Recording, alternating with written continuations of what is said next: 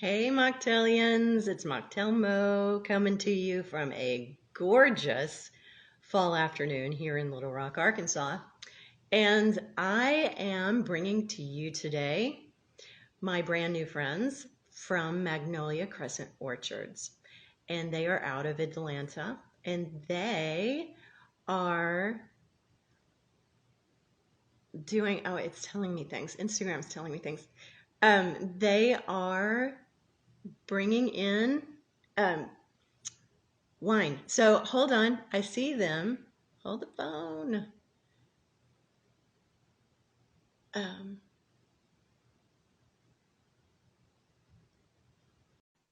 Together, me and Magnolia Crescent Orchards.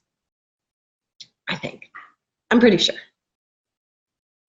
I hope so. Hey. It's always such a scary moment at the beginning of a live. Right. You never know what you're going to get. Right. That's right. I guess that's why they call it live. You really get that authentic live experience. All the anxiety and all of that, but we're here now. Yes, we made it. All the crazy that you make at the camera. Hi. It's nice to meet you in person. How are you? Thank you so much for inviting us. I'm happy. I'm glad to meet you. I'm really happy to meet you. So you guys are out of Atlanta, right? Well, we are in a city that is in the Atlanta metro area. We are actually based in a city called Chattahoochee Hills, Georgia, which is about 20 minutes west of the Atlanta airport. I know people who are not from, even people who live in Metro Atlanta have never heard of Chattahoochee Hills.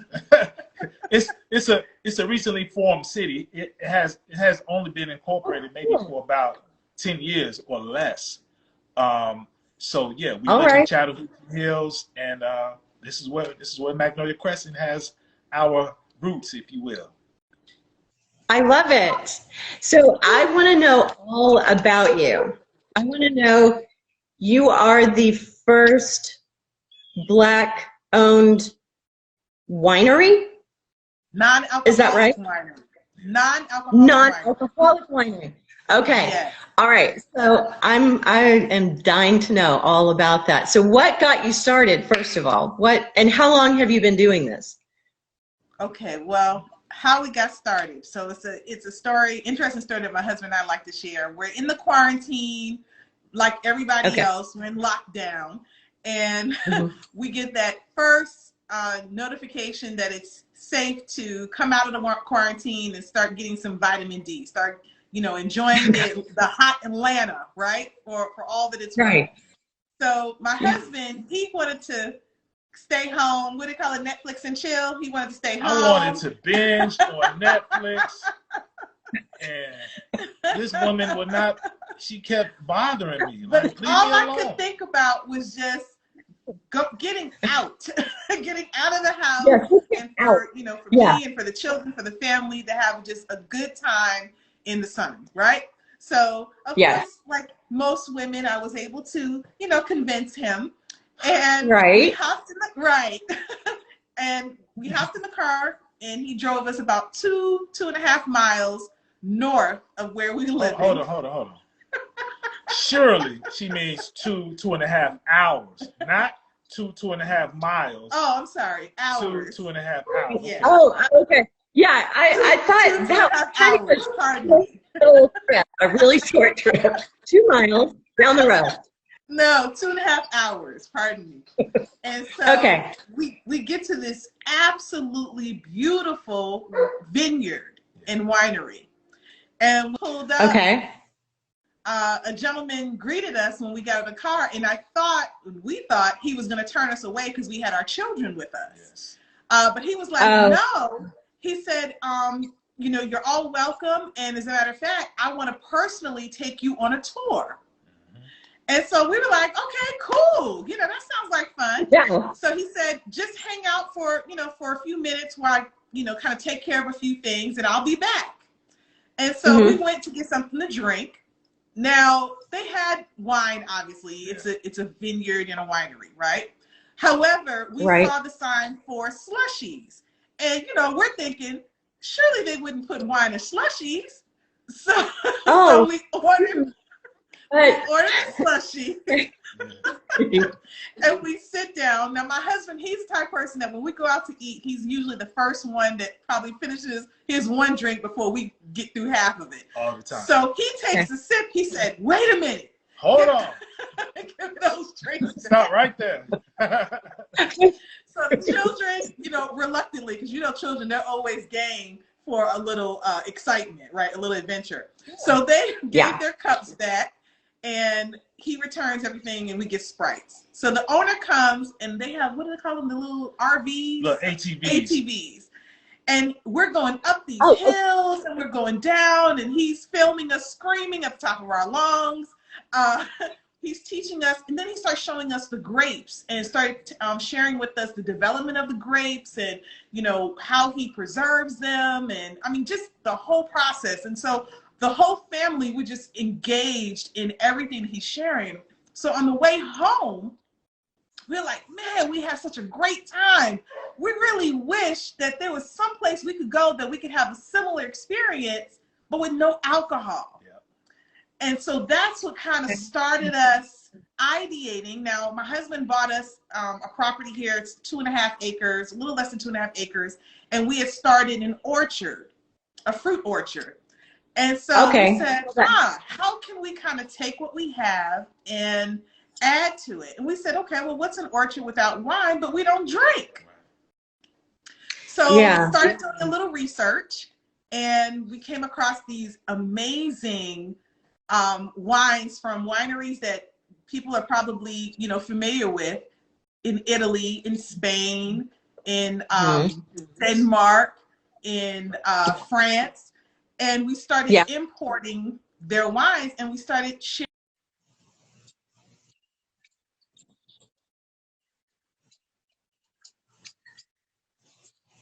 Oh, I'm having a problem. You guys are kind of breaking up a little bit.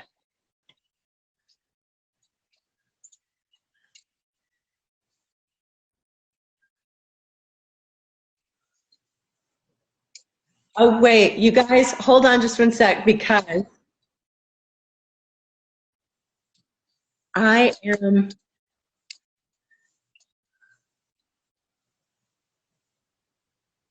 Are you guys, can you hear me?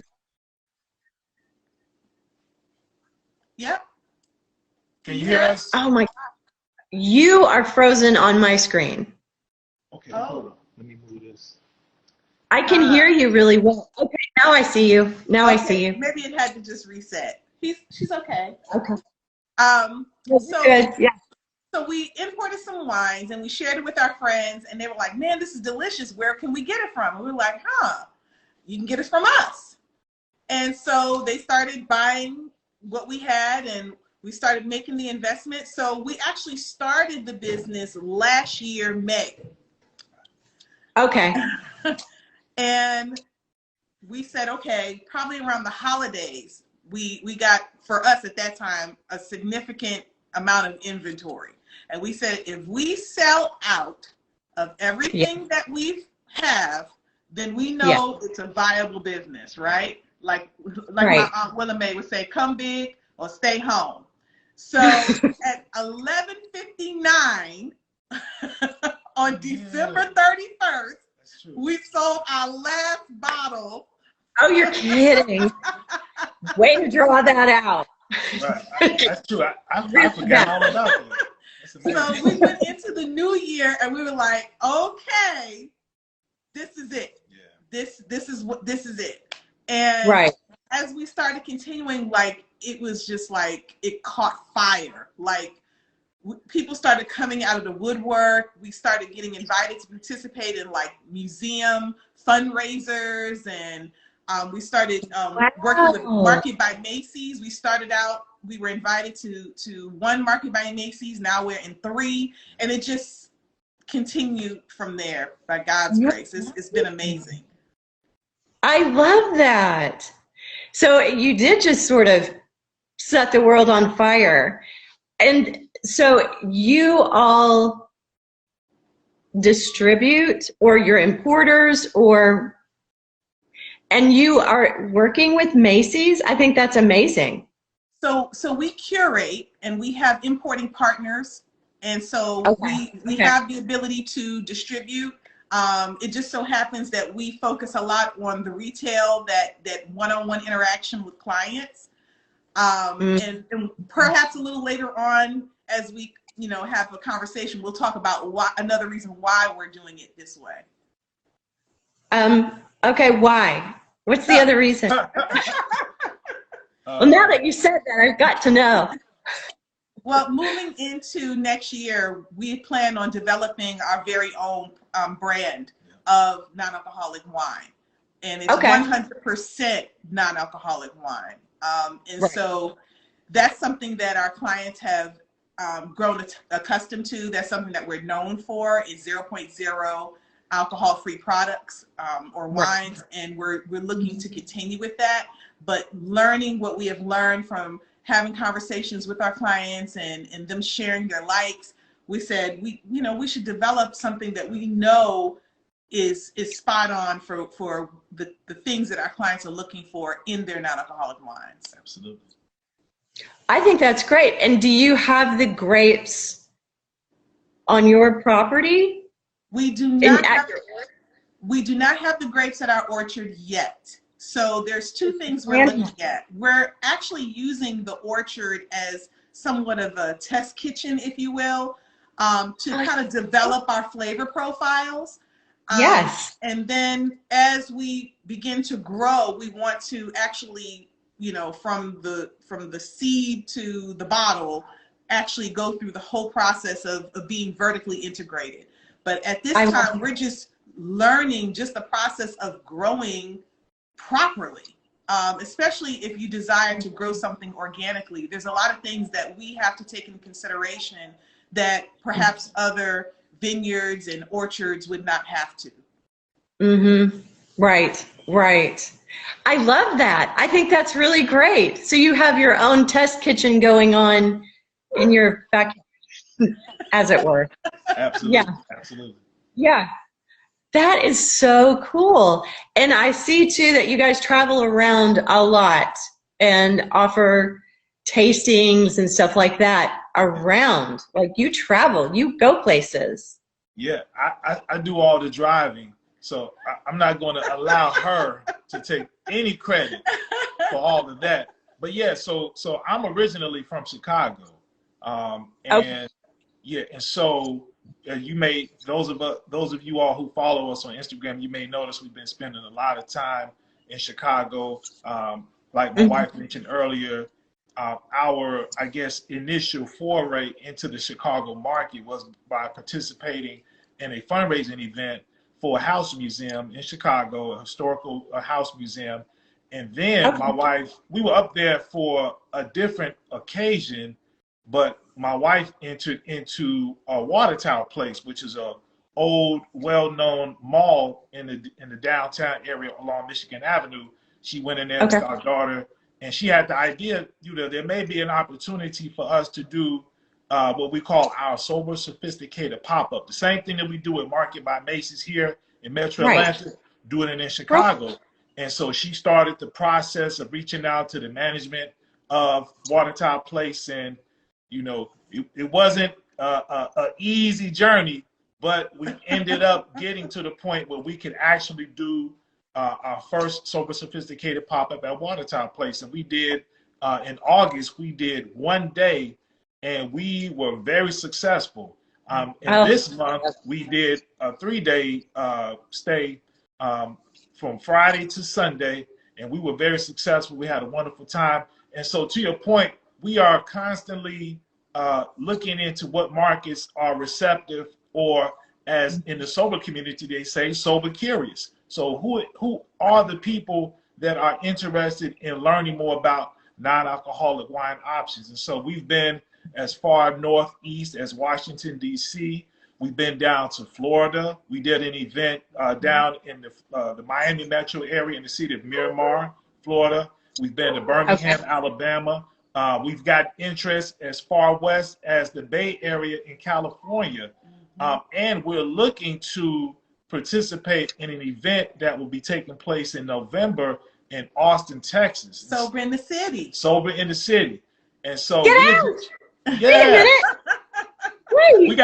We got our tickets. We got our tickets. We got our tickets. I got my ticket. I'm going. Yes. I will see you there. Oh.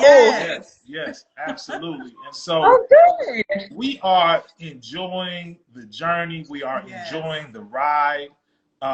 Meeting incredible people like you. Such as yourself. Yes. And just educating ourselves. You know, we came into this business or into this space just having a desire to want to have options for ourselves, like my wife shared.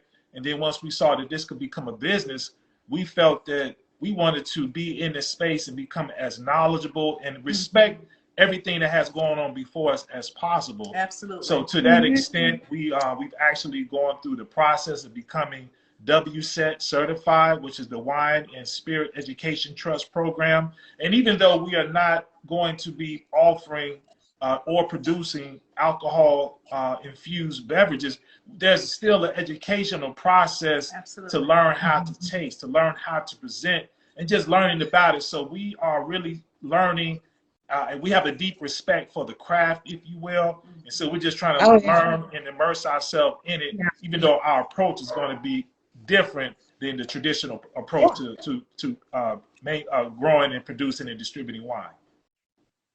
That's so cool. Can you imagine that all of this started from a 2-hour getting out of the house trip?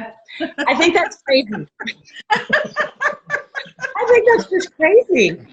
But I love it. I think it's wonderful. And that's the thing about wine is it's, I mean, I was just watching this segment on 60 Minutes that they have gone back in history to the 1300s or even farther back just by the records that people kept of their wine crops every year. So it's amazing. It goes way back. There's a whole lot of history and process and art, and I respect that you guys are diving into that. There's a lot, and it's I don't know. I love wine just for that reason. I love that it is actually, it's like, I don't know, it's produce in your cup. Absolutely. Right? I couldn't have said it better. We need to hashtag. We give you all the credit, of course. Produce in your cup. Yeah, absolutely. But you know, one thing, and I think we probably going to get around to saying this anyway, while we entered into this because we were curious ourselves, and then we started to find others who were curious, what we've discovered is, my wife used the term ministry. You know, we're not trying to be overly spiritual, but there is a real need. People out here are really feeling burdened by pressure to conform to certain standards that are associated with being an adult. So one of the things that a phrase we started utilizing early in our journey was that we want to present a new way of adulting. Right. One that doesn't have to necessarily have alcohol being a part, because I know me growing up, being an adult or becoming an adult and becoming legal, turning 21, your rite of passage was now you can go to get your own alcoholic beverage, whether it's at a liquor store or if you're at a bar or a restaurant. Now, this is a rite of passage into adulthood. So we're trying to really turn that ship. It's a slow turn, obviously, but we're trying to turn it and introduce maybe a new way. Maybe it's not about turning the ship, but it's about creating maybe some little dinghies on the side. We can start going a different way. You know what I mean? And so people have come to us. And when I mean young people, millennials, in tears because they really didn't know that this alternative existed. We've met couples. We met the wife of a married couple who she and her husband, at that time, they were married for 18 years. They had made a commitment that they would not allow alcohol to enter into their marriage. And so when they found that we were offering this, there was a sense of relief that now they have something that they can go to that will help them to keep their vows and the commitment to one another going strong. So I'm saying that to say the value in what we're doing goes beyond what it is that we're able to reap in the terms of financial benefits. We are really, and I'm not trying to be, over the top, if you will, but we really are impacting people's lives in a positive way, and that means a lot to us. A lot to us. I love it. I love it, and I agree. And I think it is sort of a ministry. It is to be able to say there's more to life than just alcohol and the pressure of having to, the growing up and, the fake IDs, all of that, and feeling like you are a grown-up only because you can drink alcohol. And then shifting that, and I agree. It is just sort of little dinghies kind of out there. Look, see, this is possible. But you know what? I do have to say this, and I was really excited. Someone just asked me if she could do an interview with me for a school project. Beautiful. And she's in college, and she's a journalist major, and I thought, absolutely, if you're interested in alcohol-free, I am here for you. Absolutely. Yes. And I thought it was really amazing that it is, your dinghies have paid off. And people are thinking, well, yeah, I'm in college. I don't have to get drunk every weekend. It's not, it's not just releasing that pressure and giving people permission to say, just as cool as everybody else, I'm just not having alcohol. Yeah. Yeah, I'm right. And it reunites families too. When we were at Water Tower, one of the wonderful women that came to see us, she actually recently sent us a DM, sharing with us.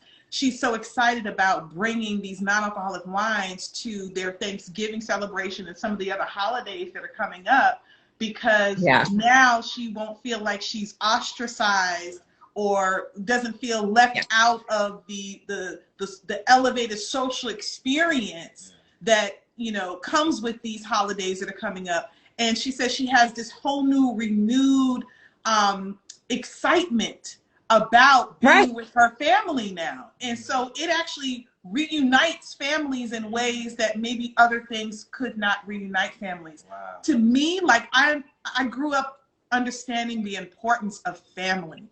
And always, no matter where we were in the world, we always tried to, tune in with each other and see what was going on with each other. Now that my parents at least live in the same city, we're able to see each other on a consistent basis. So, that is important.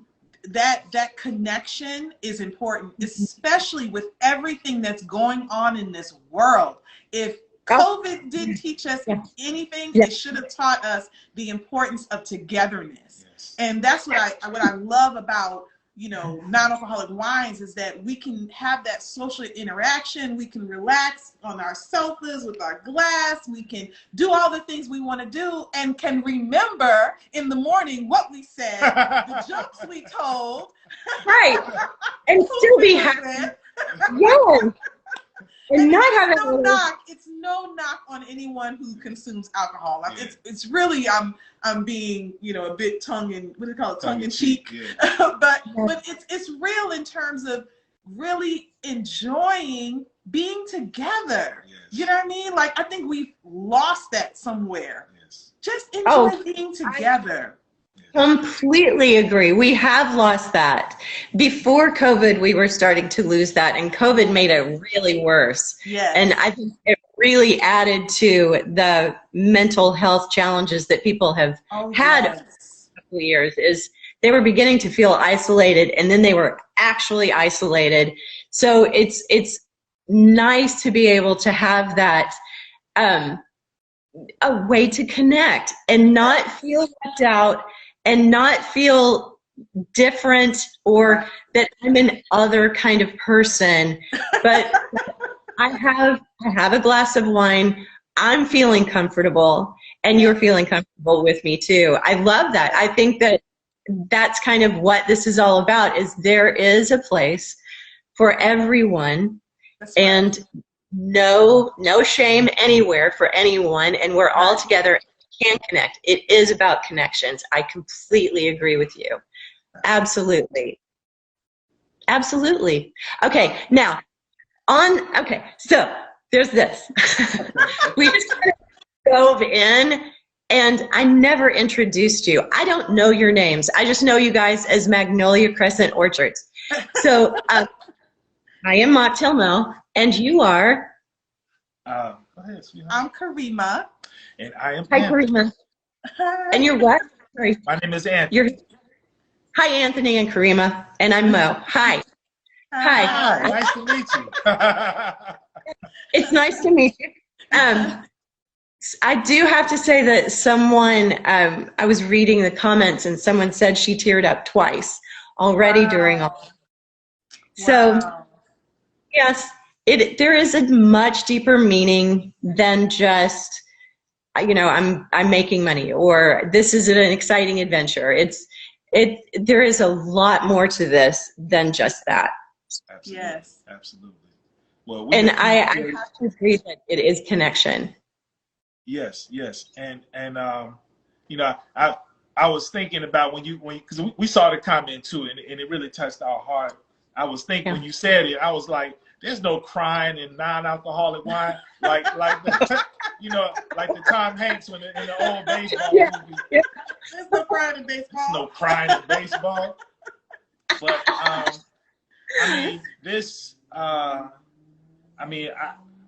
don't think it can be overstated the impact of what it is that we are stepping into, completely unexpected. Yes. We're just happy to be contributors to this effort. And I think I must say this, us being a Black owned non-alcoholic winery, like when we started, we became, like I said, we are students of the craft. And so we learned about dry January. But when we were communicating this with people who look like us, they had never heard of it. And even once we started talking about non-alcoholic wine, they was like, what is this? Like even when we're doing our sober sophisticated pop-ups, people are literally like, I've never heard of this stuff before. Yeah. And the reason we realized that there was a huge gap in marketing these efforts, these initiatives for dry January, or even any other kind of sober conscious events, they weren't being directed towards us as a people. And we felt like, because many of us, I don't think there's probably anybody in America, and maybe even throughout the country, who does not have somebody in their family who suffers from alcohol addiction. Yes. But as a Black person, I can speak that I know vividly. I have a cousin who was younger than me who died because he literally drank himself to death. And so for these kind of efforts and initiatives that are global, but for us to miss out on being informed about it, it was really a call to action for us to insert ourselves, to become somebody who can pioneer and bringing this information, bringing these alternatives to our family and to our friends, because nobody else was doing it. Absolutely. I love that. I love that you're doing that. Yes. That's wonderful. Let's go back to ministry, right? Right? Yes. Yeah. Yes. Yeah. And does it feel like, because I never ever get the feeling, I'm sorry, the sun is totally in my face right now. I never. It kind of looks like, when you see a movie and it goes, ah. But it's going, right there. I never get the feeling from you guys that any of this is a burden. Your energy is very much that you are like surfing this really great wave and you're really enjoying every minute of it. And what you were just talking about, there's a lot of weight with that, with representing the Black community. There's a lot of weight with that. And yet you all are, like I said, you're just like, you're hanging 10 and you're surfing this wave, and there's a lot of laughter and a lot of joy that I see coming from you guys. And that's probably what attracted me most to you, is that you guys are having a great time and it's fun to watch you. I've watched some of your lives, and I just have a really fun time listening to what you guys are talking about.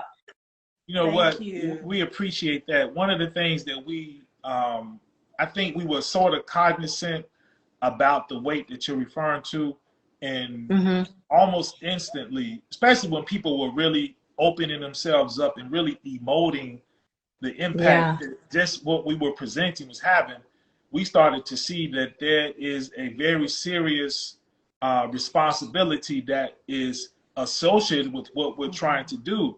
And so in addition to the education, like I mentioned, WSET and things of that nature, we also have had conversations with people who are on sobriety journeys, people who are kind of sponsors in AA programs, because we wanted to inform ourselves. We don't want to present ourselves or be considered as some kind of snake oil dealers where we present what we have to offer as some sort of cure or something like that. So we want to be very mindful, very intentional, very responsible about how we position ourselves in this overall landscape of people choosing to do a sober, you know, having a more sober lifestyle. I mean, and my wife she's very, I would say, she's very, sticklers is what I'm coming to mind, but it's not really in a bad way.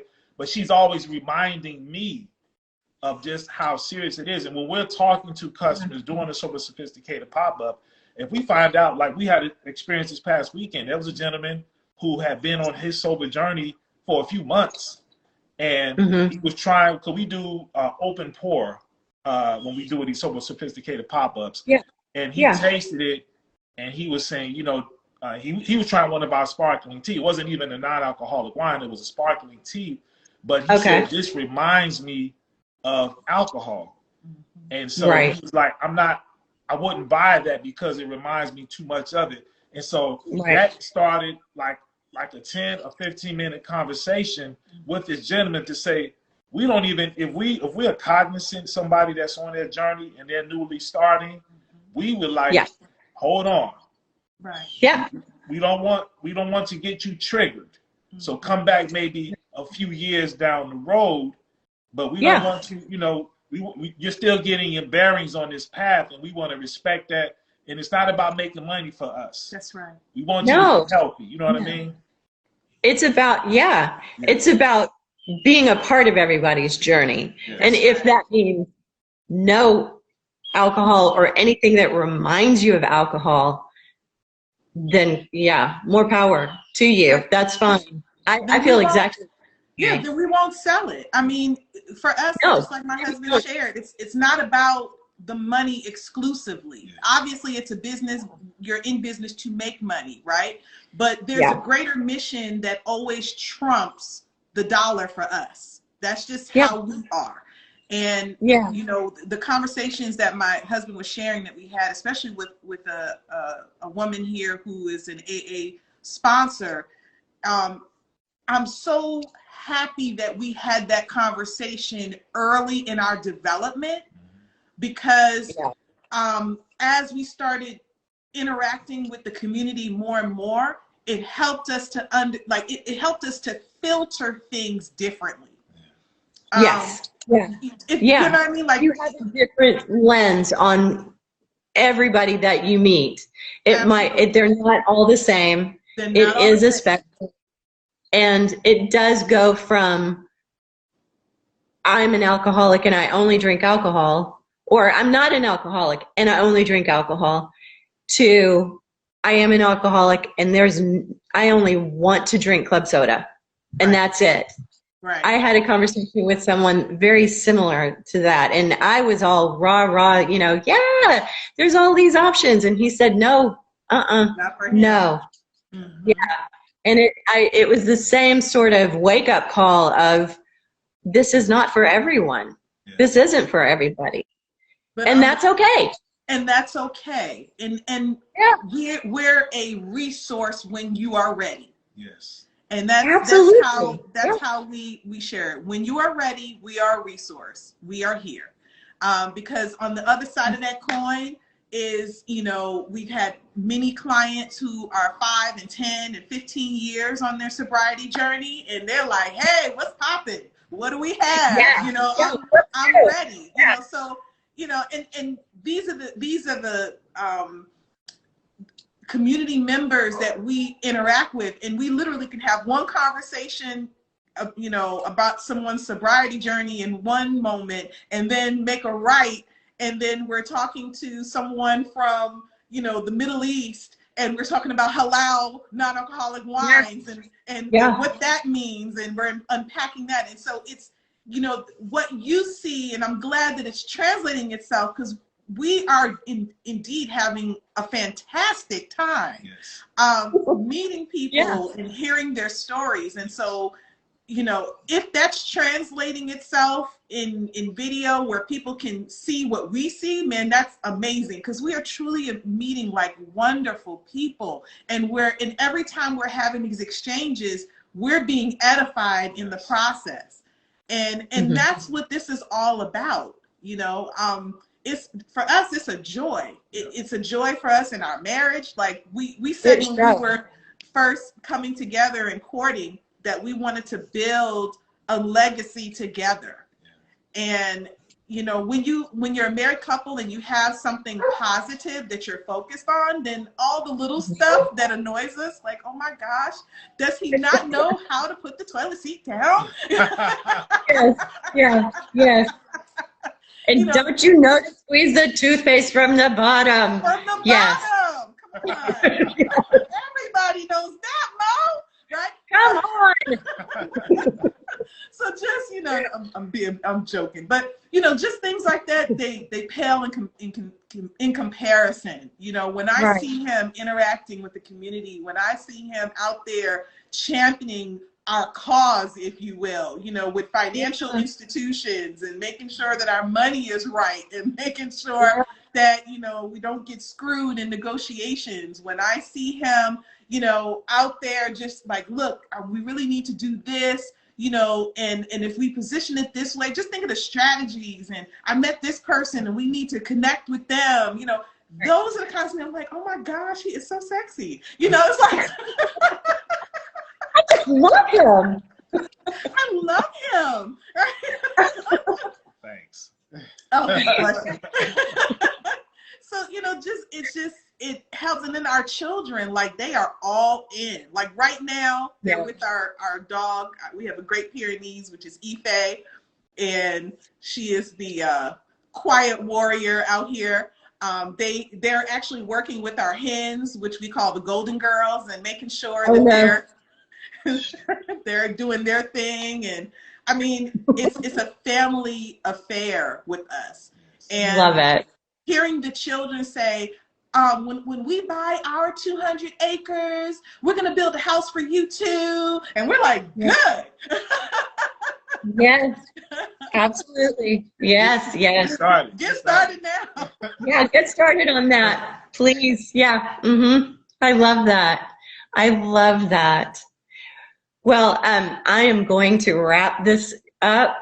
I can't wait to see you guys in November. I am so excited to meet you in person. I have loved having this conversation with you. It is exactly what I thought it was going to be. Likewise. You guys are too much fun. And I'm glad to know you, and to call you my new friends. I'm really happy about it. Yeah, likewise. Likewise. So we accept it, and we call you our new friend as well. And we can't wait to meet you in person and turn up with our non-alcoholic wines. Oh, yeah. I know. Oh, yeah. Yes. All right. So to the alcohol-free community out there, follow Magnolia Orchards and Magnolia Orchards. Magnolia Crescent Orchards, and that's how you will find us on Instagram. Sorry. I knew I was not doing that right. Okay, Magnolia Crescent Orchards. Go out, follow them. You will be so happy that you did, and watch their lives, because it's always fun. It's always fun to watch. Thank you. All right. Thank you so much, MOCKTAIL Mo. Yes. And we love your platform. We love what you're doing. We have the privilege and honor of watching your shows as well. We love how you're highlighting and advocating for non-alcoholic wine and beverages, I should say, in general, and really finding wonderful avenues for us to look into. I love how you're highlighting not only in your hometown, but you're also highlighting elsewhere. And so we thank you for everything that you're doing and contributing to making our jobs easier. Yes, that's right. That's right. Absolutely. So we appreciate you. Thank you. Thank you. All right. Bye. Talk to you later. Bye. Bye-bye. Thank you. Bye.